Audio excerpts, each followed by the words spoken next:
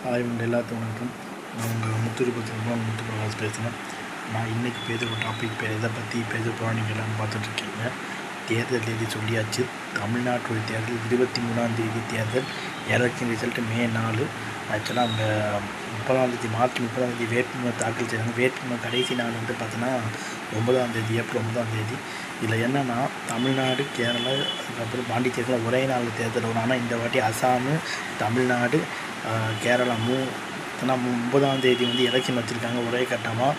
மேற்கு வங்காளத்துக்கு வந்து 2 கட்டமாக 23, 29. ஸோ அது பெரிய மாநிலம்.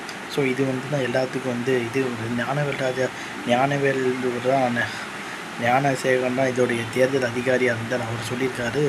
ஸோ தேதி இதுதான் தேதின்னு சொல்லியிருக்காரு. ஸோ இப்போவே வந்து எல்லோரும் நம்ம சாட்டில் போட்ட போது தான் 1 கோடி ரூபா 2 கோடி ரூபா காசு எடுத்துகிட்டு போனாங்க. 10 லட்சம் 1 லட்சம் நீங்கள் எடுத்துகிட்டு போனாலும் பிடிங்கிட்டு கையில் விட்டு போயிடுச்சு. ஸோ எல்லோரும் வந்து காசு தயவுச்சு வந்து வண்டியில் போகும்போது காரில் போய் எடுத்துகிட்டு போகாதீங்க. அப்பாவியாக நம்ம தான் மாற்றுவோம். அரசியல்வாதிங்க யாரும் மாற்ற மாட்டாங்க. ஏன்னா அவங்க நாக்கு தெரிஞ்சவங்க. ஸோ தேர்தல் வந்துருச்சு. வாக்காளர்களே, பெருமக்களே, எம்எல்ஏ எம்பிலாம் ஜனைக்கு நீங்கள் தெருவில் பார்ப்பீங்க. உங்களை யாருன்னே தெரியாமல் அவங்களை விஷ் பண்ணுவாங்க.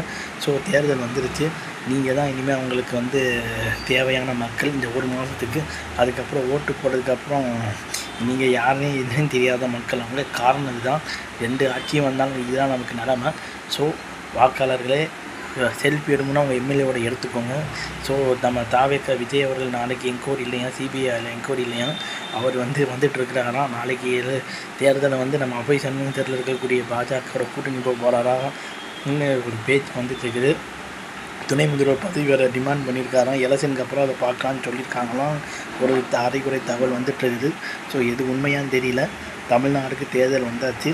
எல்லோரும் உங்கள் ஓட்டை வந்து காசுக்கு ஓட்டு போடாமல் மக்கள் யார் என்ன சொல்லி தெரிஞ்சாங்கன்னு ஓட்டு போட்டு சொல்லுங்கன்ட்டு சொல்லி என் வீடியோ நான் முடிச்சுக்கிறேன். நாளைக்கு இன்னும் டீட்டெயிலாக உங்களை பார்க்க சொல்கிறேன். உங்களை விட முத்து பிரகாஷ் பாய்.